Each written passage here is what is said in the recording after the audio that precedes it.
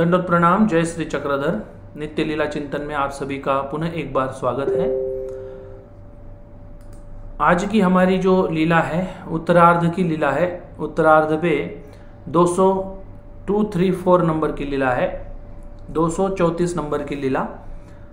प्रस्तुत लीला में स्वामी श्री चक्रधर महाराज जी या परमेश्वर अवतार क्यों चमत्कार नहीं करते, क्यों ईश्वर की ओर आपको ऐसे बड़े पैमाने में या बड़े स्वरूप में चमत्कारों का प्रदर्शन यहाँ पे ज़्यादा नहीं दिखता। मतलब अगर 50 लीला है तो उसमें से 2 लीला में चमत्कार दिखेंगे, 48 लीलाओं में चमत्कार नहीं रहेंगे। वो मनुष्य वेश के नियम से काम चलेगा। तो ऐसा क्यों होता है? हमारे जीवन में बहुत बार ये सवाल आता है, भगवान जी देवताओं तो इतनी चमत्कार दिखाते हैं, इतनी चमत्कार दिखाते हैं, हम यहाँ जाएं नमस्कार के लिए तो वहाँ चमत्कार मिलता है, लेकिन हमारे धर्म में ये चीज़ क्यों नहीं है? तो इसका जवाब भगवान जी ने इस लीला में दिया हुआ है। लीला का नाम है देवता यात्रा अखरणी सर्व व्यवस्था कथन। उत्तरार्ध की लीला है। महानुभाव दिनदर्शिका में आज के लिए ये लीला हमने बताई हुई है। महानुभाव दिनदर्शिका अगर आपके पास नहीं है तो आप जरूर लें और प्रतिदिन लीलाओं का आनंद लें। एकुदी गोसाव्यासी उदयाचा पूजावसरू झालेया नंतरे गोसावी विहरणा बीजे के लिए। एक दिन क्या होता है, नेवासा में ही है स्वामी जी और नेवासा की ये लीला है। एक दिन क्या होता है, स्वामी श्री चक्रधर महाराज जी सुबह का पूजावसर होने के पश्चात विहरणा यानी घूमने के लिए स्वामी जी जाते हैं। नदीची ये पश्चिमिली घाटी, पश्चिम दिशा की ओर की जो घाटी है, नदी का जो सीढ़ियां हैं, वहां पे देवळी पुढा गोसाव्यासी आसन झाले। वहां पे घाट पे मंदिर के सामने भगवान जी को आसन हुआ है। देवळी पुढा आसन झाले तब म्हाळसी पव्हा अपार आला असे। तब वो म्हाळसा देवी जो है उस देवी की यात्रा शुरू थी। और पव्हा अपार आला से यात्रा थोर भरली असे। बहुत सारे वहां पे यात्रा के लिए लोग आए थे, मंडली आए हुए थे, बहुत बड़ी यात्रा भरी थी। गोसावी यात्रा अवलोकिली। स्वामी श्री चक्रधर महाराज जी ने उस यात्रा को देखा है। यात्रा यानी जैसे आप बोल सकते हो मेला, जैसे आप बोल सकते हो किसी मंदिर का जलसा होता है सालाना, उसमें वो यात्रा का स्वरूप होता है। जैसे सावली मूर्ति का अभी झंडा हुआ, उसके बाद रघुवीर नगर में जो मंदिर है उसका भी अभी झंडा हुआ। उत्तर भारत में मार्च महीने में बहुत सारे इसके झंडे होते हैं। वो जो झंडे का जो स्वरूप है उसे ही महाराष्ट्र में यात्रा बोला जाता है कि उस दिन उस देवता का ज्यादा से ज्यादा पूजा वगैरह सब कुछ होता है। तो उस देवता का भी भरकाल होता है उस समय पे। तो उस यात्रा का एक प्रत्येक मंदिर के हिसाब से वो एक विशेष महत्व रहता है। तो उस समय ये म्हाळसा देवी की यात्रा थी, ठीक है ना। जैसे अभी महाराष्ट्र में देखा जाए तो माहूरगढ़ की यात्रा रहती है, जालिका देव की यात्रा रहती है, फलटन में घोड़े की यात्रा रहती है, रिद्धपुर में भी यात्रा, मतलब कहने का तात्पर्य डोमेग्राम की भी यात्रा रहती है। बहुत सारी जगह पर यात्राएं भरती है। उस समय पे लोग सब दर्शन के लिए आते। उस समय पे नामधारी लोग आते, ऐसी बात नहीं है। उस समय पे बिना नामधारी भी लोग आते हैं, नामधारी भी लोग आते हैं। सब लोगों के लिए मंदिर खुला है, हमेशा के लिए खुला रहता है। लेकिन उस समय पे ज्यादा से ज्यादा लोगों का तांता वहां पे लगा हुआ रहता है। तो स्वामी जी ने वो यात्रा को देखा। आनी बाईसाची वास पाहिली। स्वामी जी ने बाईसा की ओर देखा, मतलब यात्रा की ओर देखा और बाईसा की ओर देखा। और भगवान जी बोलते हैं सर्वज्ञ मणितले बाई एथोनी यात्रा मोहरी जेल तरी मोहरेल। हम अगर इस यात्रा को आकर्षित कर लेंगे, हम अगर इस यात्रा को एक प्रकार से सम्मोहित कर लेंगे तो ये सब सम्मोहित हो जाएंगे और सब लोग हमारी ओर आकर्षित हो जाएंगे। परी म्हाळसी थोटावली थाकेल। तो भगवान जी बोलते हम अगर चाहें तो इस यात्रा को पूरी तरह से हमारी ओर आकर्षित कर सकते हैं, लेकिन हम अगर ऐसा करेंगे तो म्हाळसा देवी का जो मंदिर है वो मंदिर क्या है, वो खाली हो जाएगा।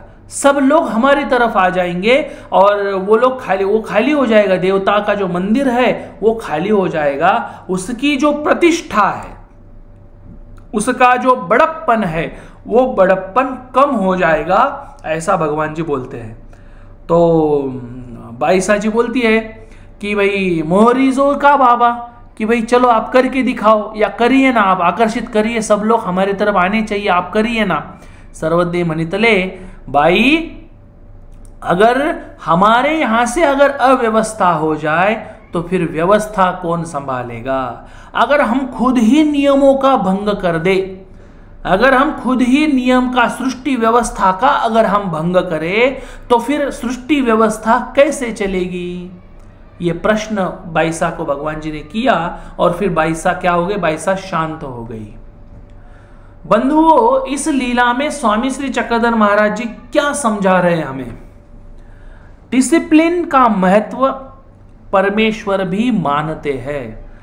उतना सर्व सृष्टि का मालिक परमेश्वर अगर डिसिप्लिन मान के चलते हैं, शिस्त मानते हैं और नियम को फॉलो करते हैं, तो हम ये शूद्र जीव, हम क्यों डिसिप्लिन को फॉलो नहीं करते?